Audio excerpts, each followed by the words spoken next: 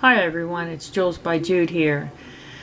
I'm finally back and I'm glad to be back in my seat, and I hope you like this video.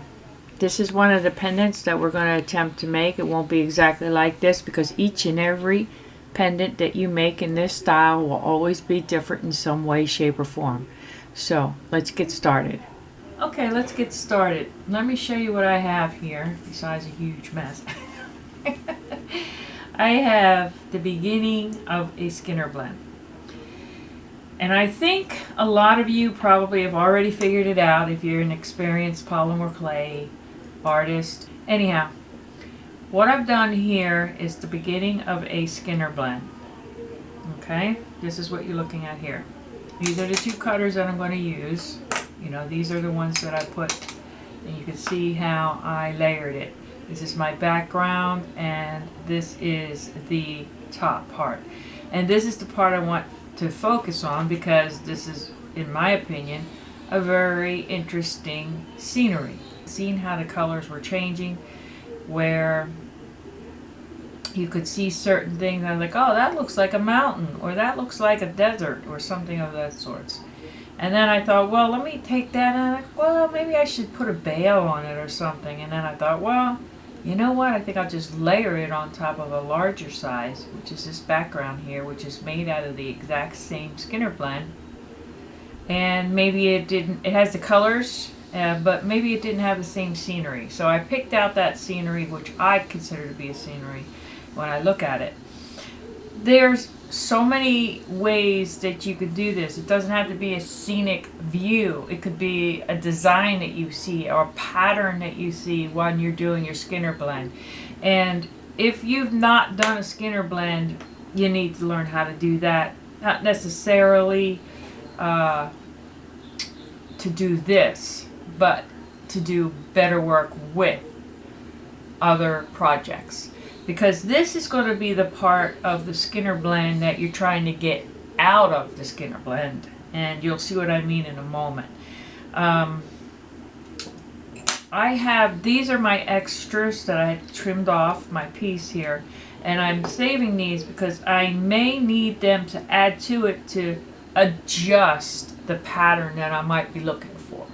And what am I looking for? I don't know. When I see it, I'll know. And it'll appeal to me, and I will cut that design out and I will use it in a pendant and show you how that can be done. Now, the issue here probably might be for your ears. I'm going to show you how to do this as if it were a Skinner blend. Okay, guys? So, in a Skinner blend, you want your colors to be a transition of fading effect, okay, from white to the brown or from brown to the white, and it's very beautiful. And a lady named Judith Skinner is the one who they've labeled this technique with. Here I have equally distributed my clays. It's 1 ounce of clay. It is Sculpey. It will be soft because Sculpey is very soft most of the time. I don't really care because I want them to blend anyway, and softness just helps that blending. So I'm not building a cane, so I don't need any of that extra strength that other clays may provide. So as you can see, I bent it over. Okay, see how I did that? And technically it is a brown on brown, white on white, but we'll see how it comes out. Now you're going to have to listen to the machine for a little bit, so bear with me. I'm going to try to show you exactly how it's made, almost step by step. When I mean almost, I mean, well, I don't really want you to have to listen to that machine consecutively for 40 minutes, okay? So what I've done is just folded it back over, as you can see. All right. Okay. And this is kind of how you would make your Skinner blend. And you're folding over. And you're always folding in the same direction.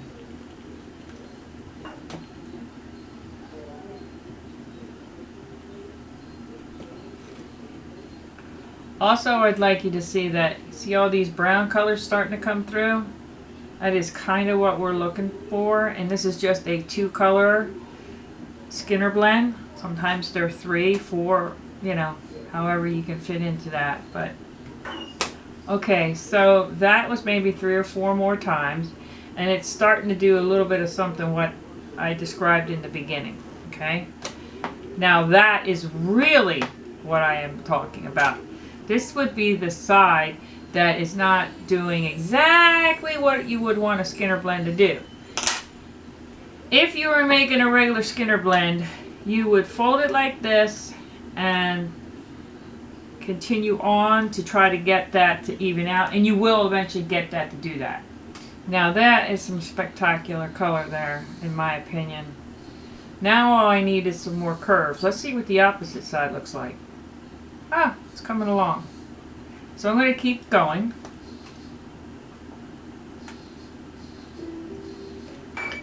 Okay, this is what I'm talking about.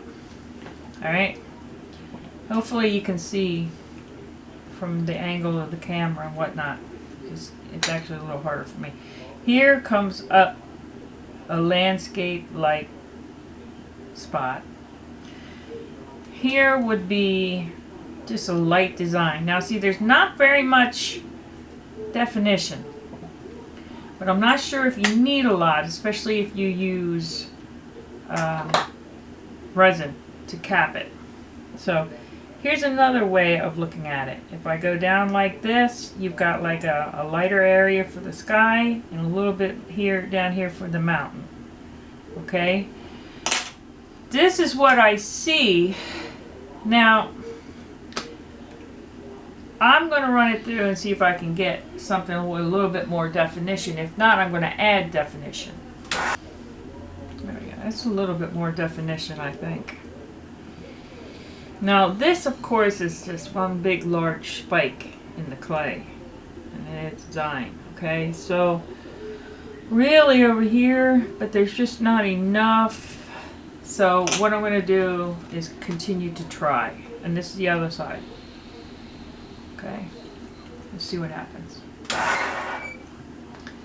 Okay, so let me show you how I got more definition. Without adding clay, when I discovered that it wasn't doing what it wasn't behaving the way I wanted it to for this project, I took my clay and went over like this and made this color go into the white. And that's when it started to make something more along the lines of what you see here. Okay? Now I'm going to stop here.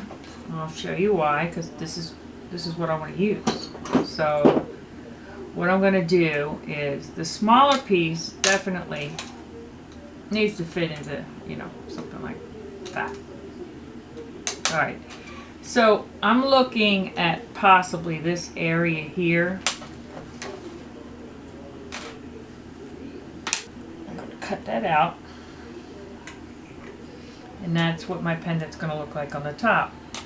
Now, what I want to do for the background is incorporate either the whole brown background and see you can match that up, which is what I'm going to do. In the past, and I have been able to do this, as you can see, that it almost looks like it's cut from the same same section. But because I have a real strong design, definition here, it's not going to look that way. So I might just go with the solid brown I have here instead. And I'll show you.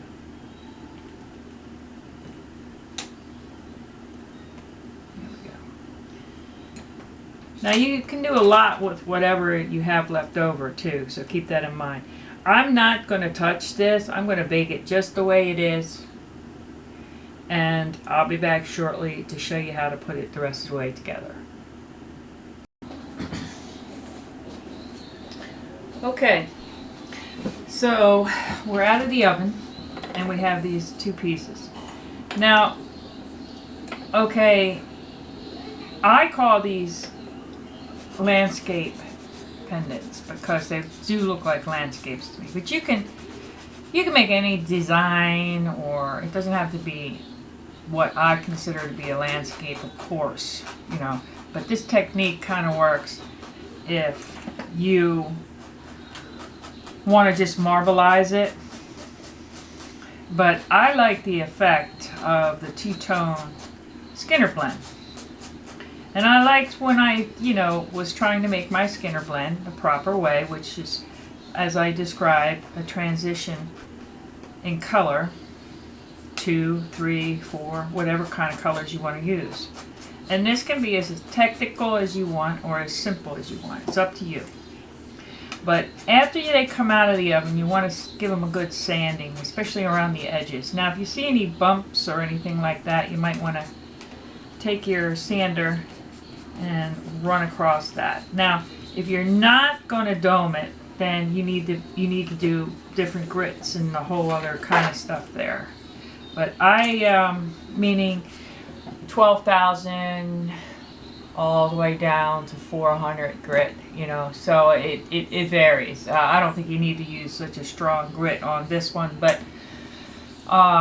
it's a process of polishing. So if you want to use that, you can to preserve it without resin or some other type of doming. Okay? Polyurethane is one. There's several different ones, and they're in different videos of mine too, that you can see some of the techniques. And you can always ask me if you're wondering. Okay? So that's good enough for me as far as my landscape. Hopefully you can get a good shot of that. So I'm going to do my background, and as we discussed, I did mine just pretty much a solid color because I could not find a transition that was very, very similar to my top piece, my main piece, which I'm considering a type of a landscape. In this one, I don't know so much, It looks like maybe a sand dune, something like that. But you can always put other things on here too. I've thought about that as well. Maybe some crystals or other types of medium products that you could find that you could use. I mean, all of these projects that we do, the possibilities are endless, and they're always up and left to the discretion of the artist that's working on them. And that's the whole point of them anyway. So, but I like to give ideas, and then maybe people take my idea one more step, and I think that's excellent. I think it's great.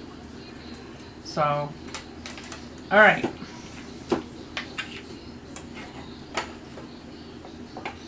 Let's join these. Now, there's so many different ways of joining these two pieces, but in this video, I'm doing it with super glue, or should I say Gorilla Glue, which is to me the same thing. I really like Gorilla Glue. Sorry, I had that little edge from the one cutter, which we all experience when we're using those cutters. Alright, so I'm going to glue the top to the bottom. Alrighty.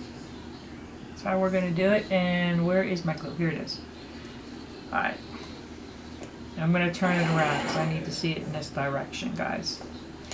So I'm just going to put this in the back of my one piece. I don't think you need to use that much, but since I got a big old glob on here, we'll go with it. It ain't coming off anytime soon. One might say. And don't get it stuck to your fingers because it ain't coming off anytime soon that way either, like me. Alright. Let's see. Usually you have a second to move that. Literally. A second. And that's when you want to really make sure you got it right. Okay. Now, the next step is doing your doming. So yes, on this video we will do some doming. How does it affect the glue? It hasn't so far. And that would be the UV process. This is a UV process. This is not a regular resin, meaning a regular resin would be a resin that hardens over a 24-hour period. This is not a 2-part resin. This is a 1-part resin, and it's UV activated. So once I put this on here, I will put it in my lamp or under a lamp that is UV. It should only take a few moments. And then I will glue a bail on top of it. Now the important thing about this doming process is to make sure that you spread this resin to the absolute edge without it going over. And in this case, it would be preferable that you don't go over, especially if you want a matte finish on the back, which is what I go for in this pendant style. However, if it does drip over, it's not the end of the world. It's not the end of the project. You will just have to dome the back piece, and it will not be matte. The entire piece will be domed with resin, UV resin. So I like the way, now you can marble stuff, and you're like, because you might be saying, well, why Skinner blend marbling or such? And I say to that, in this particular instance, I have found that the transition between colors is much more fascinating in this respect than just regular marbleizing. Now, marbleizing is often used for stone effects to make your products look like, or your items, I'm sorry, for, you know, a stone version, because that's what a lot of stones do. Now, if I had to say, what is this? I say, this is a similarity to what I would consider a picture jasper here and there. And picture jasper is just, as you see, it is a jasper, and it has pictures in it. And that's what it kind of reminded me of it, and that's why I went forward with this particular type of polymer clay.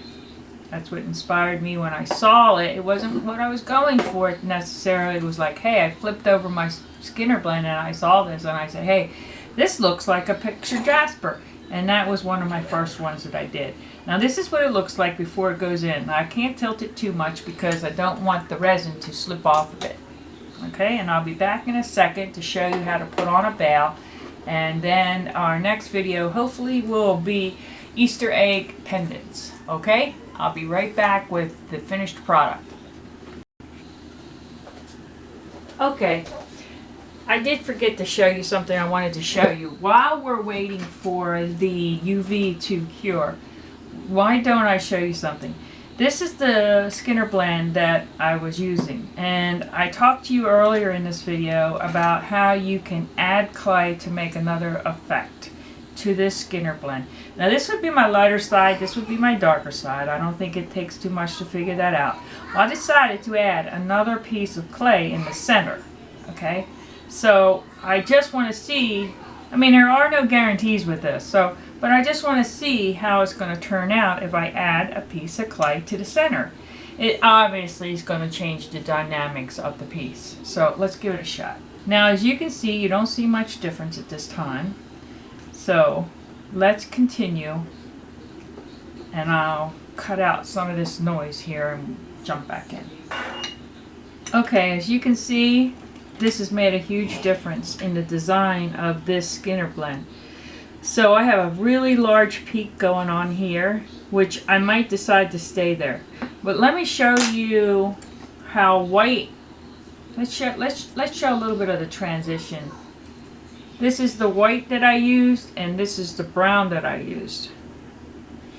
And this is the transition. That's even beautiful right here, this color here.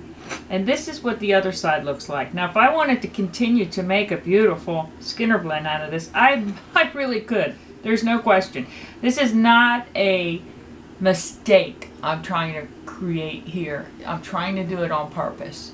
So a lot of people think that, you know, this would be a mistake in a Skinner blend, but really and truly I just had to continue, and I would have a beautiful piece of Skinner blend here. And I might, once I've cut out pieces that I've decided that I wanted to use from it beforehand. So that's what happens when you add some more color into it after you've already started your Skinner blend.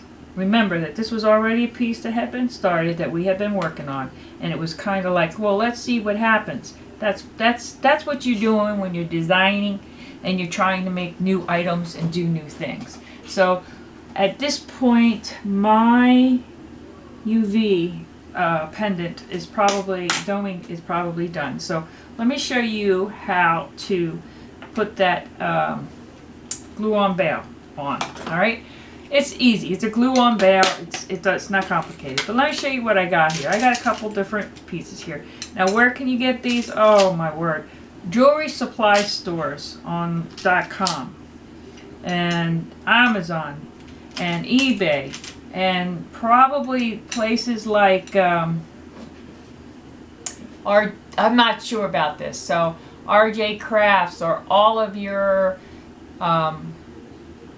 jewelry supply companies that you work with already would probably still have something that's called glue-on bails. Okay, I have noticed that there's not many in Michaels. In fact, in my Michaels, there aren't any at all. Okay, so you could go with, you know, that premise. And they come in different sizes, shapes, and everything. And this is like this. It's very beautiful. This is a really beautiful bail. I mean, I only have two. So the bigger the beautiful, the more. Okay? So they work good for me when I need them to. And it is not always an option. I mean, you could always, let me see where we're at with this. Yeah, I could touch it. Okay, so here's your piece. You could always drill holes in there if you wanted. I just don't see that in that, you know. And in this one here, I think I might use this for this. So let's do it. Let's do it. They stay on really, really good. I have had very little